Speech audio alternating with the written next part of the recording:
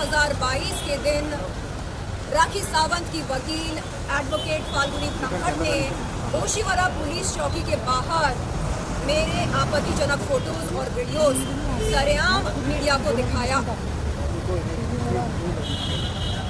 जिसके चलते कि इस महीने की 7 तारीख को बार काउंसिल में मेरी मुलाकात हुई थी एडवोकेट फाल्गुनी ब्रह्मट से। बार काउंसिल पर मैंने उनके खिलाफ एक शिकायत की थी, क्रिमिनल मिसडिमीनर, क्रिमिनल मिसकॉन्डक्ट के तहत। रिस्पेक्टेड ऑफिसर से कहा कि सर, जिस तरह फाल्गुनी ब्रह्मट ने सरेआम मीडिया के सामने मेरी इज्जत उछाली, मेरी इज्जत की नीलामी करी, अगर उसी तरह सरेआम मीडिया के सामने एडवोकेट फाल्गुनी ब्रह्मट मुझसे माफ़ी मांगती है तो मैं उन्हें माफ़ करने के बारे में ज़रूर सोचना चाहूँगी। बार काउंसिल से बाहर निकलकर एडवोकेट फाल्गुनी ब्रह्मट मुझसे कहती हैं, शर्लिन चोपड़ा, अंबोली पुलिस चौकी में आपने मेरे खिलाफ जो FIR दर्ज कराई है, अगर आप उसे वापस लेंगी तो मैं आपसे माफ़ी मांगूंगी। मैंने उनसे कहा, एडवोकेट साहिबा, FIR और बार काउंसिल की शिकायत ये 2 अलग अलग मुद्दे हैं, 2 अलग अलग बातें हैं। बात हो रही है बार काउंसिल की शिकायत की, बात FIR की तो नहीं हो रही है, तो आप इन 2 मुद्दों को क्यों जोड़ रही हैं? उन्होंने कहा नहीं, अगर आप FIR वापस नहीं लेंगी तो बात बहुत संगीन हो सकती है, 7 साल की सजा हो सकती है, उनका करियर खराब हो सकता है। मैंने कहा देखिए, अगर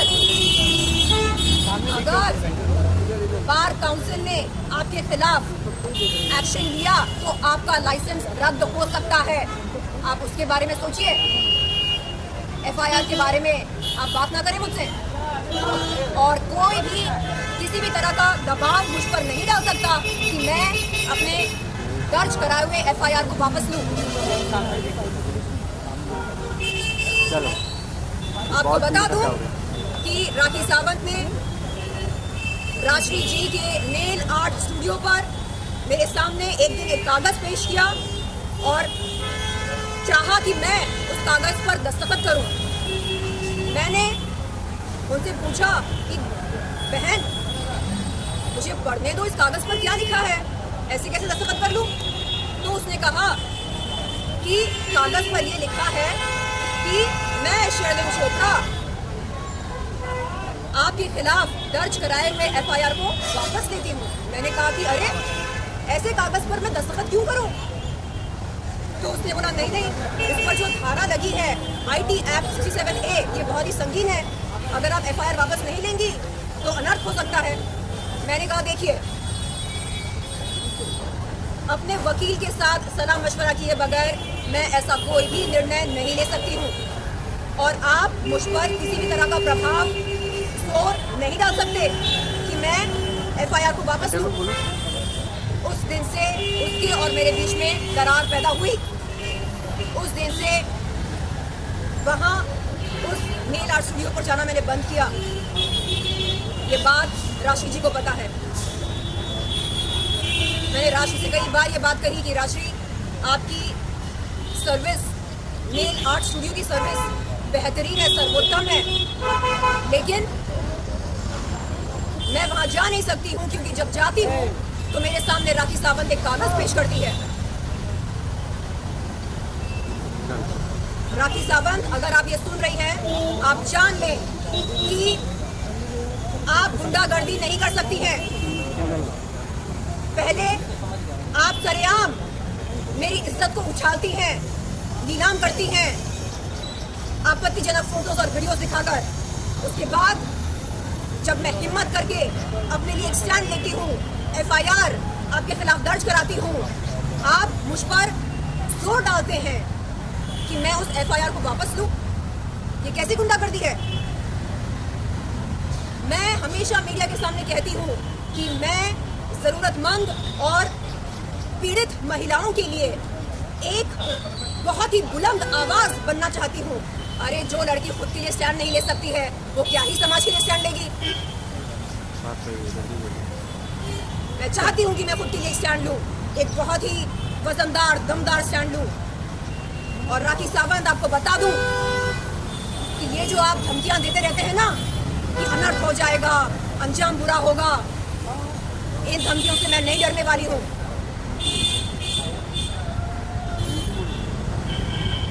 उनकी जो वकील है एडवोकेट फाल्गुनी ब्रह्मभट्ट, उन्होंने 7 अगस्त 2023 के दिन बार काउंसिल में मुझसे कहा, शर्लिन मैं बहुत मुसीबत में हूँ, मैं बहुत परेशान हूँ। मैंने पूछा क्यों, क्या हो गया? उन्होंने कहा राखी सावंत की वजह से वो बहुत परेशान है, राखी सावंत की वजह से वो इस मुसीबत में पड़ गई हैं। मैंने कहा देखिए ये आपका और उनका आपस का मैटर है, इसमें मैं क्या कर सकती हूँ? उन्होंने कहा नहीं, आप समझती हैं, क्योंकि मैं समझती हूँ। क्या इसका ये मतलब है कि दुनिया भर की मुसीबतों को सिर्फ और सिर्फ मैं समझूं? मैंने उनसे कहा देखिए मैं समझती हूँ कि अगर बार काउंसिल ने आपके खिलाफ स्ट्रिक्ट एक्शन लिया तो आपका जो लाइसेंस है वो रद्द किया जा सकता है, इस बात को मैं समझती हूँ। आप एक माँ हैं, अगर आपकी लाइसेंस अगर आपसे छीन जाएगी तो आप लॉ कैसे प्रैक्टिस करेंगे? मैं इस बात को समझती हूँ।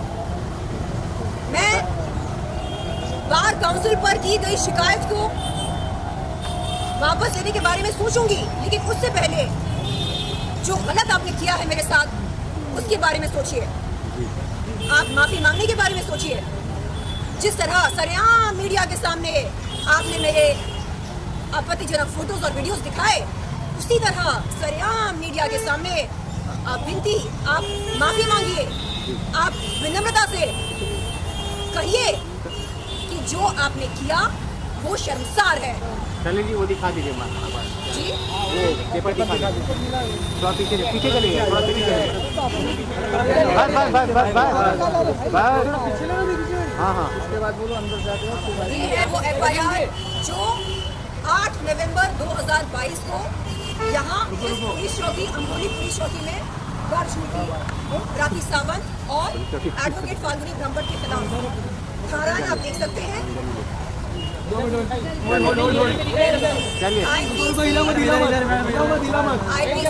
354A, IPC 500, IPC 504, IPC 509, ID Act 67A, इन तमाम धाराओं में से 3 धाराएं कॉग्निजेबल हैं। IPC 354A, IPC 509, ID Act 67A। चलिए अभी अंदर वो यहाँ पर है राखी सावंत का नाम, रुको इला मतलब नीचे देख सकते हैं आप।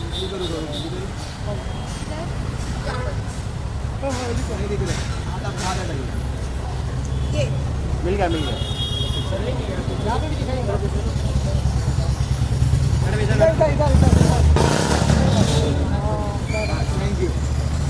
अब आप ये बताइए, जो हरकत राखी सावंत ने मेरे साथ करी, आज वही हरकत वो राशि के साथ कर रही है। उसने मुझे बाजारू और वैश्या कहा, वही हरकत वो राशि के साथ कर रही है।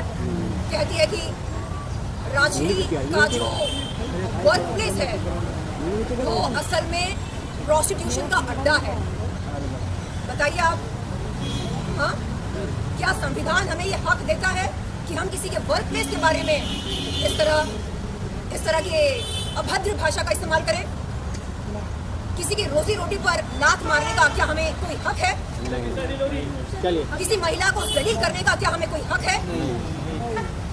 आए दिन आदिल भाई पर इल्जाम लगा रही है। कभी कहती है किसी ट्रक की वजह से उसका कोई दोस्त मर गया, कभी कहती है कि आदिल खूनी है, उसने किसी को उड़ा दिया ट्रक से, कभी कहती है वो बलात्कारी है, कभी कहती है कि वो मारता है, पीटता है, कभी कहती है कि वो चोर है, कभी कहती है कि वो कौन आर्टिस्ट है, लोगों को चूना लगाता है। क्या है ये सब? हाँ?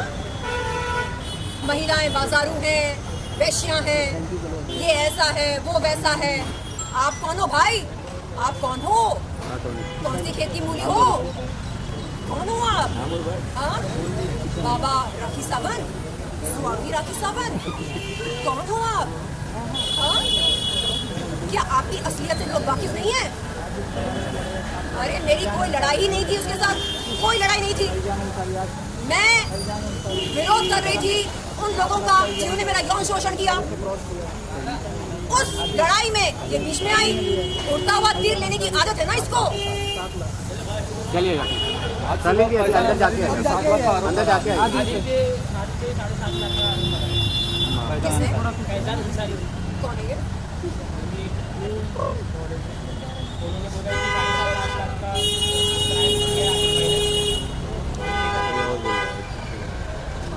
चलिए मैंने out of the flavour question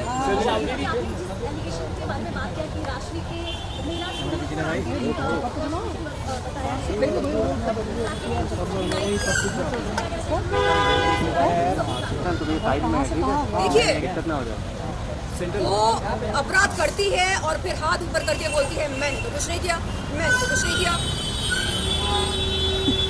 क्या उसने मुझे बाजारू नहीं कहा? मीडिया के सामने आकर सीना ठोक कर बोला, सुनो सुनो, शर्लिन चोपड़ा को वैश्य व्यवसाय में रंगे हाथ पकड़ा गया। पता है कहाँ? अलीबाग पुलिस ने पकड़ा, अलीबाग में पकड़ा। क्या हुआ? अंबोली पुलिस ने इस बात की पुष्टि करने के लिए अलीबाग पुलिस को संपर्क किया और अलीबाग पुलिस ने कहा कि उनके पास ऐसी कोई भी एफआईआर नहीं है जिसमें शर्लिन चोपड़ा का नाम मौजूद हो बतौर आरोपी। क्या है ये? इतना बड़ा झूठ, इतना बड़ा झूठ! शर्म करो, संविधान के साथ, कानून के साथ खिलवाड़ मत करो। बहुत पब्लिक हो गई। चलो चलो ये है जो फैसल अंसारी जो कह रहे हैं कि उन्होंने लड़की को पसंद किया हुआ। अगर उनके पास सबूत है, उन्हें पेश करना चाहिए। और मैं पीछे हूँ बाकी हाँ, तो ये सब फोरेंसिक डिपार्टमेंट में जाए, इसकी सत्यता मैं कह रही हूँ, जिसके पास जो भी सबूत है, जिसके पास जो सबूत है वो पेश करे और पुलिस जांच पड़ताल करे। और जो सर्विस आप यहाँ पे आज शासन के बारे में बात कर रहे हो, तो शासन फाइल होने के बाद क्या अरेस्ट हो सकते हैं बाकी और उनके चार्जशीट की फाइल होने के बाद कोर्ट तुम आगे में जाओ पीछे बोल के आगे चले गए चार्जशीट की फाइल होने के बाद कोर्ट प्रोसीडिंग शुरू होगी। इसलिए मैं जानने आई हूँ कि चार्जशीट फाइल हुई या नहीं, और अगर नहीं हुई तो कब तक होगी। और मैंने पूछा कि सर, रही बात एडवोकेट फाल्गुनी ब्रह्मभट्ट की, तो उनके पास तो बेल है नहीं, तो उन्हें अरेस्ट कब किया जाएगा? तो सर ने कहा कि 41A CRPC की नोटिस उन्हें दी गई है, अरेस्ट बहुत जल्द करेंगे और चार्जशीट भी बहुत जल्द फाइल होगी। उन्होंने कहा कि वो कानूनी प्रक्रिया को फॉलो कर रहे हैं और मुझे आश्वासन दिया कि मुझे जस्टिस, इंसाफ, न्याय अवश्य मिलेगी। चलो thank you thank you thank you चलिए थैंक यू चलो आश्वासन दिया कि मुझे इंसाफ मिलेगा, मुझे न्याय मिलेगा, ये आश्वासन दिया, जिसके लिए मैं उनका आभार व्यक्त करती हूँ। चलिए धन्यवाद धन्यवाद। आगे बढ़ो, ऐसा करेगा। अरे पीछे हो जाओगे।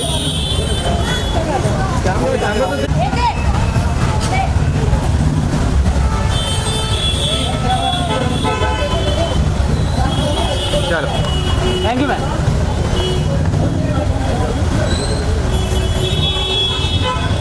चलो बाय।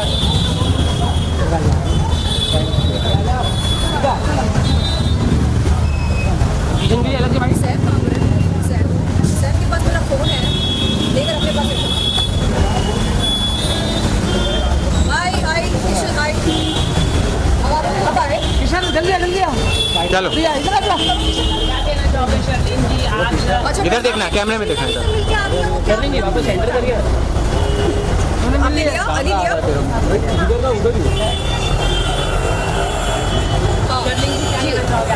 स्पेलिंग इधर देखो सबसे पहले बात आप बहुत सुंदर लगी। अरे धक्का तो दे रहा है आपकी नारी अरे क्या धक्का दे रहे हैं यार सबके मेरे को वहाँ धक्का लाइव है उसका चलो और तो मत बोलो क्या करो और तो हुआ अच्छा जो लोग देर से आए हैं उनके लिए फटाफट एक क्विक रिकैप। ये है एफआईआर की कॉपी, किसके खिलाफ? एफआईआर की कॉपी जो 8 नवंबर 2022 के दिन दर्ज की गई थी यहाँ अम्बोली पुलिस चौकी में राखी सावंत और उनकी वकील एडवोकेट फाल्गुनी ब्रह्मभट्ट के खिलाफ। सेंटर ये है धाराएं IPC 354A, IPC 500, IPC 504, IPC 509, IT act 67A। सबसे संगीन धारा है आईटी एक्ट 67A जिसके तहत 7 साल की सजा हो सकती है। यहाँ पर आप राखी सावंत का शुभ नाम देख सकते हैं। क्या लेफ्ट में भी लेफ्ट होल्ड कीजिए, होल्ड कीजिए। रुको रुको होल्ड होल्ड होल्ड जमीन दी और रुको यहाँ पर जरा सेंटर रुको ना हाँ, यहाँ पे होल्ड कीजिए ना। अरे इधर इधर थोड़ा ओके चलो चलो पट पट पट पट पट पट आपने तो आज मैं यहाँ पर आई हूँ ये पूछने के लिए कि इस एफआईआर के तहत क्या चार्जशीट फाइल हुई या नहीं, और अगर नहीं हुई तो कब होगी। मुझे एसआई शिंदे सर ने ये आश्वासन दिया कि बहुत जल्द चार्जशीट फाइल होगी और उन्होंने कहा कि एडवोकेट फाल्गुनी ब्रह्मभट्ट को 41A CRPC की नोटिस दी गई है जो अरेस्ट करने से पहले दी जाती है। मतलब फाल्गुनी का अरेस्ट हो सकता है। आज की तारीख में फाल्गुनी ब्रह्मभट्ट के पास बेल नहीं है तो उन्हें गिरफ्तार किया जा सकता है। लेकिन आपने मेंशन किया है राखी सावंत को। राखी सावंत को तो आपने माफ कर दिया था उस समय, आप लोग फ्रेंड हो गए थे ना उस समय।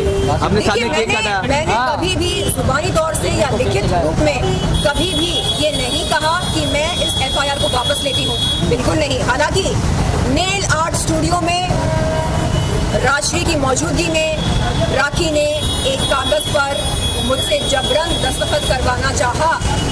जब मैंने उससे कहा कि मुझे पढ़ लेने दो इस पर क्या लिखा है, उसने बोला कि उस कागज पर ये लिखा है कि मैं शर्लिन चोपड़ा अपने दर्ज कराए हुए एफआईआर को वापस लेती हूँ।